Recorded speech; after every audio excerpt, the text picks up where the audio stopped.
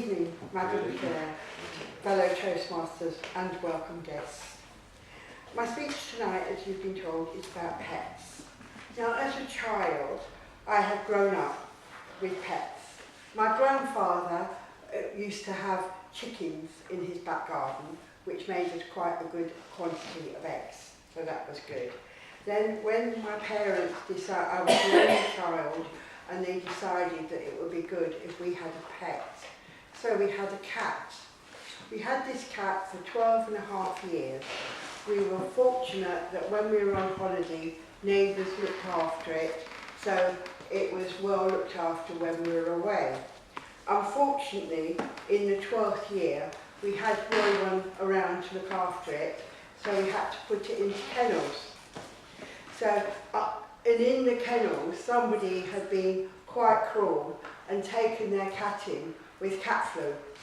Not told the vet, not told anybody, mixed all the animals together. So our cat, being healthy for the 12 years, unfortunately caught that cat flu, and it died.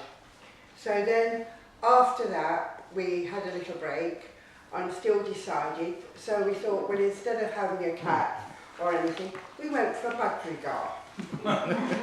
Now, sometimes Budgerigars speak, or they repeat what you say, or if you listen to them. Male Budgerigars are not as, don't speak as much as female Budgerigars, so that one tended to speak when everybody else was speaking. So you couldn't actually hear or know what it was saying or repeating, because the minute you stopped, there was silence. So, and we knew it was a male because apparently on the Budgerigars' necks, they have little spots.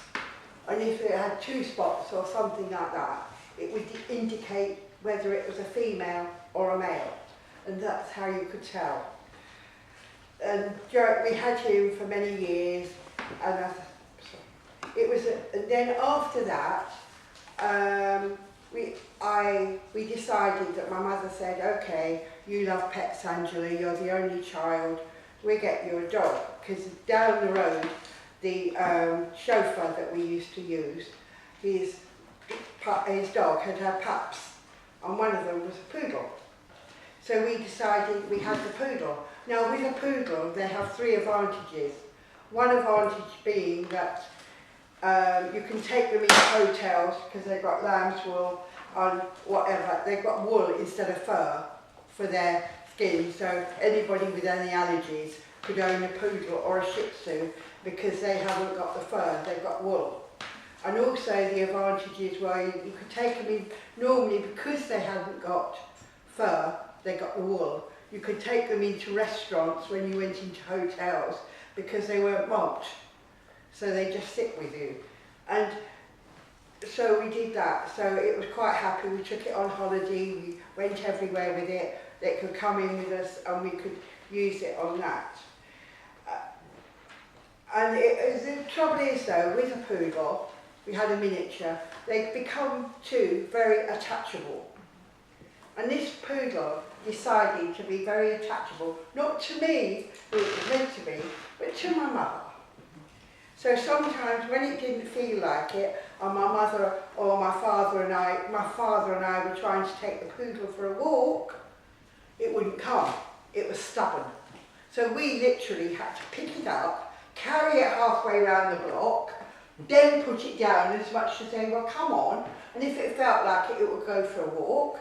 And if it didn't feel like it, it would stand there and pull us all the way home again, which wasn't a very good thing. Also, when my mother went away for a weekend, my dog, Wendy, sulked, would not eat, would not drink, would not do anything until my mother returned. So that was another thing. So, and then after that we had other dogs, and I decided that, first of all I decided that I wanted to go, I thought, okay, I love animals. When I was a child, a long time ago, we used to go to London Zoo. In London Zoo, I used to quite enjoy the chimpanzees tea party, when we used to be able to go into the children's zoo, sit around the table with the chimpanzees and watch them having their tea. So I used to like that. So down the road from me, in the next road, there was an actress that owned a chimpanzee. So that was my next pet I wanted. But after being talked about and talked off about it, it was decided that it wasn't very practical. So I went off that idea. I thought, no, okay. And then I thought, well, the second time I wanted, I thought, okay, I'll go for parrots. But then I realised parrots were better than madrigals at repeating things. So that if I was in anybody's house, or if I was anywhere, and the parrot repeated something I didn't want repeated, or somebody had said, that would be quite embarrassing. So again, I thought, no, okay. So then that made me, and I was shopping made me think again. And I was shopping one day in Harrow, and there was this animal rescue store. And they were looking for volunteers to stay and help and do anything. So I decided that I'd say, okay, I've got a house, I'm on my own. So I went and volunteered, and I rescued, and they said, oh, we've got this puppy dog. It was a collie cross Alsatian. We need a home for it, because if it's not going to have a home, it's going to be drowned, because the owner doesn't want to do it. So I said, okay, I'll take it.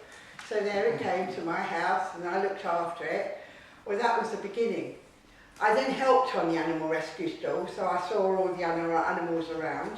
And then a second dog came along, which I wouldn't really, if I'd suppose had the choice and it hadn't had a problem, I wouldn't have chosen it, because it was not a lap dog, which I like.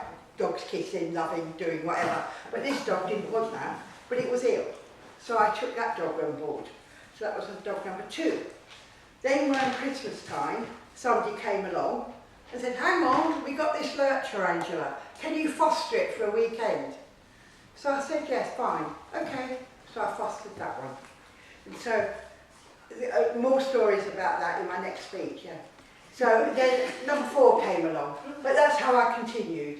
So thank you very much, and I hope we will do more in the next speech. Thank you, everybody.